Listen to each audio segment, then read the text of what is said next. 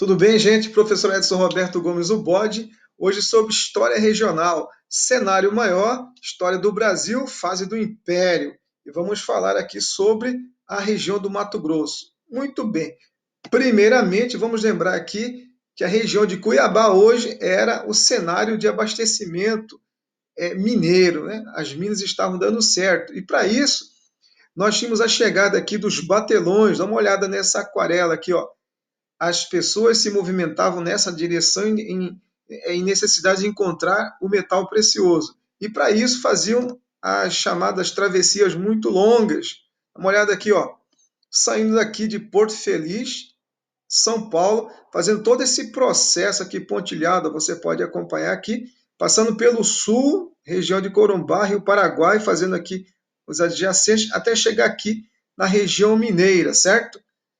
Muito bem, são as monções, as navegações fluviais executadas pelos nossos queridos bandeirantes.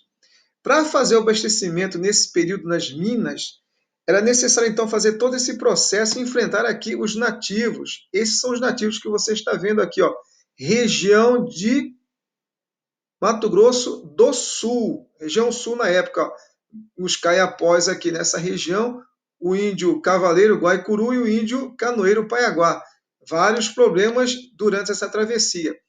Assim, a dificuldade fazia com que esse preço de mercadoria chegasse inflacionado nessa região, dificultando a situação aí nesse período para a região mineira.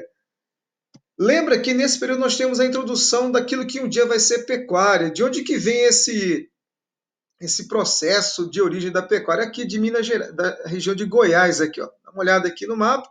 Eles fazem uma descida aqui e depois sobe a região que um dia vai ser Cuiabá, certo?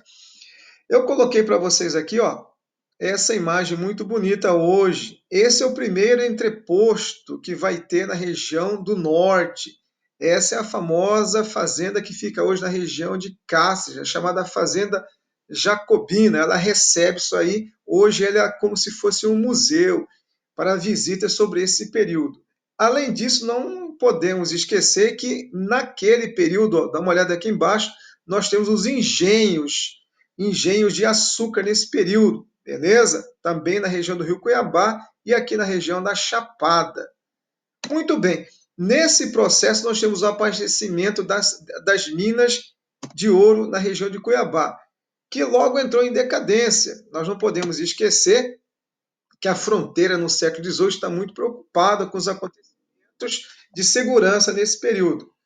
Muito bem. A conquista do território, você já viu, foi feita pelos bandeirantes, pelos chamados assim, pela ocupação das missões jesuíticas e principalmente aqui, ó, pela chegada dos abastecimentos de pecuária, as primeiras movimentações daquilo que um dia vão ser fazendas, certo? Nesse período anterior aqui, ó, você está vendo, tem a União Ibérica, é o domínio da corte espanhola sobre Portugal, chamado de período filipino, estudado em história do Brasil. Dá uma olhada aqui, 1580, 1640, toda essa região em amarelo aqui, ó, vai ficar sob o domínio da coroa espanhola, do nosso rei na época, Felipe II. Dá uma olhada aqui na região mais amarelinha, certo? Qual a consequência disso? No período nós tivemos aqui ó, a ocupação ou a transposição desse aqui, ó, que eu estou passando aqui em cima, você está vendo, do Tratado de Tordesilhas. Nós temos aqui, eu coloquei essa imagem com os importantes sertanistas, os chamados aí piratas, né? Piratas do sertão aqui, os nossos bandeirantes. As tropas de Manuel Preto, Raposo Tavares, passando por toda essa região. Dá uma olhada aqui, ó, Raposo Tavares passando por aqui. Todos eles estão em busca, nesse período especificamente, do quê? Da chamada mão de obra escravo, o gentio, o nativo, os povos tradicionais aí, beleza? Muito bem, então dá uma olhada aqui na lembrança, eu coloquei para vocês. Os bandeirantes penetram à procura de índios, lembrando que o objetivo maior é encontrar ouro, que eles vão fazer isso aí. Só lembrando esse processo aqui. Além disso, nós estudamos agora, em outras aulas, que esse ouro foi encontrado, mas ele vai terminar, porque ele não é tão forte quanto da região das Minas Gerais, certo? Então aqui ele entra em decadência na primeira metade do século XVIII, beleza? que é que vai acontecer agora? Quais são as consequências dessa decadência do ouro? Vamos colocar aqui para vocês. Nós vamos ter uma preocupação porque vai acontecer um êxodo rural, a migração. As pessoas vão sair dessa região em busca de outros lugares que possam oferecer, principalmente uma riqueza que é o ouro, migrando para a região de Rondônia, por exemplo. O que acontece? Nesse período nós temos uma preocupação da corte portuguesa e aí nós temos aqui, ó, opa, vou puxar para cá, o Brasil está mais ou menos dessa maneira. Dá uma olhada aqui, ó. Olha a capital de São Paulo e Minas de Ouro. Ela vai ser desmembrada, certo? Pela questão de encontrar, descobrir ouro na região de Minas Gerais. Vai ser feito desmembramento e em 1748, marca essa data, Dom João V criou a capitania do Mato Grosso. Nós vamos ter a criação da capitania de Mato Grosso, a capitania de Minas Gerais, de Goiás e todas nascendo da costela de São Paulo. Beleza? Para governar, então, nós temos o nosso primeiro governador, na época, capitão-general. Olha o nome da pessoa aqui, Antônio Rolim de Moura, beleza? Tranquilo? Além disso, nesse período, vou colocar a imagem para você ver aqui, ó, a fundação aqui de Vila Bela da Santíssima Trindade, uma aquarela também aqui de Moacir de Freitas.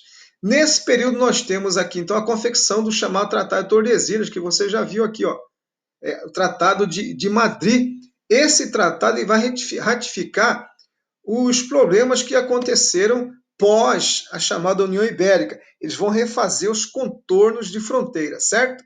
Muito bem, vamos colocar aqui para você lembrar esse tratado. Dá uma olhada aqui. Olha a cor mais escura e a cor mais clara. Tratado de Tordesilhas antes, Tratado de Madrid depois. Então, nós vamos ter um contorno maior aqui. Olha onde que fica a região do norte. Agora nós temos aqui, sobre a nossa posse do Brasil, posse da coroa de Portugal, a região toda essa com a cor mais escura que você está vendo à esquerda aqui. Beleza? Tranquilo? Nesse período, então, vou colocar aqui para você ver aqui, Pombal também vai criar, na história geral, uma companhia de comércio chamada Companhia de Comércio do Grão-Pará e Maranhão.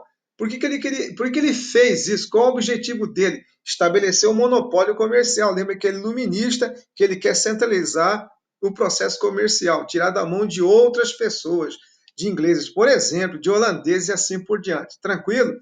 Nesse período também nós temos aqui, com o tratado sendo ratificado, batido o martelo em 1750, a construção da nossa primeira capital. Coloquei em amarelo para vocês verem aí, Vila Bela da Santíssima Trindade, beleza? E além disso, nesse período, para dar mais uma batida do martelo, para ficar mais certo o negócio sobre a região de fronteira, nós temos aqui mais um tratado, Tratado de Santo Ildefonso, de 1777, onde você vê aqui ó, em amarelo as posses quase que a geografia completa do nosso período aí, beleza? Como é que foi essa expansão aqui, gente? Como é que vai ser feito aqui? Abre colunas aqui para falar sobre uma pessoa, alteridade. O senhor Luiz de Albuquerque de Melo e Cáceres, você já viu que essa pessoa aqui leva até o nome de uma importante cidade, Cáceres, o nome dele aqui. Tá vendo? Essa figura importante aqui. Por que ele é tão importante na geopolítica desse período? Olha o que ele fez aqui, ó. Ele abriu novas fronteiras. Albuquerque, um dia vai ser Corumbá, Vila Maria de Cáceres, hoje Cáceres, e outras importantes regiões desse período. Além de construir os fortes que você está vendo aqui, ó, muito importante, em duas regiões, o Forte de Coimbra, a autoridade dele, e o Forte Príncipe da Beira, na região de Rondônia. Esses dois aqui, que vocês já estudaram, principalmente em geografia. Dá uma olhada, Forte Coimbra, à margem do rio Paraguai, e o Forte da Beira, aqui na região de Rondônia, beleza? Importante falar sobre essa pessoa aqui. Bem, como é que é a sociedade desse período? Evidentemente, nós temos aqui, ó, os nativos, destaque para os nativos, Guató, Guaná, Bororo e Pareci, os africanos e seus descendentes, e os brancos aqui. Eu coloquei para vocês aqui, ó, o Quilombo do Mato Grosso. Dá uma olhada aqui, Quilombo, todos eles aqui. Destaque para a aldeia de Carlota, que foi um quilombo que foi alforriado para ser como base de proteção da fronteira, beleza? Como também utilizado esses nativos aqui, ó. O Bororo foi utilizado como uma espécie de aparato militar, um paramilitar a serviço do governo, né, do governo português, para tentar fazer uma política de defesa da região e garantir a posse territorial nessa região norte aí. Tranquilo? Beleza, vamos avançando aqui. E aí é nesse período que nós vamos ter aqui, então, a nova capital, Cuiabá. Como é que vai acontecer esse processo? Depois das guerras napoleônicas, você estudou, durante as guerras vai acontecer a chegada da família real ao Brasil, a fuga, eles vão vir para cá com a corte, e uma grande quantidade de material e também de mão de obra um pouco mais intelectualizada e vão mudar a história da colônia no Brasil, certo? Período joanino, Dom João VI chegou aqui, dá uma olhada no período aqui, estudar a história do Brasil, e nós vamos ver aqui então as causas da transferência da capital. Por que essa capital agora, de Vila Bela, vai passar para Cuiabá? Região de muita insalubridade, muita doença, fica no baixio do rio ali.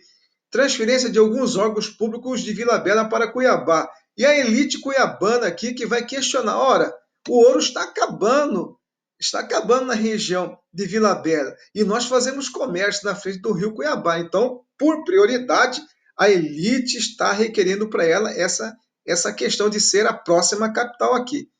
A bola da vez é esse senhor aqui, ó. Dá uma olhada no nome dele aqui, ó. Francisco de Paula Magese, último capitão-general de Mato Grosso naquele período. Por que ele é o último? Que nós vamos ter um problema aqui. Dá uma olhada aqui, ó. Deixa eu diminuir esse negócio aqui, né, gente? Ele vai ser deposto pelas duas forças nesse período.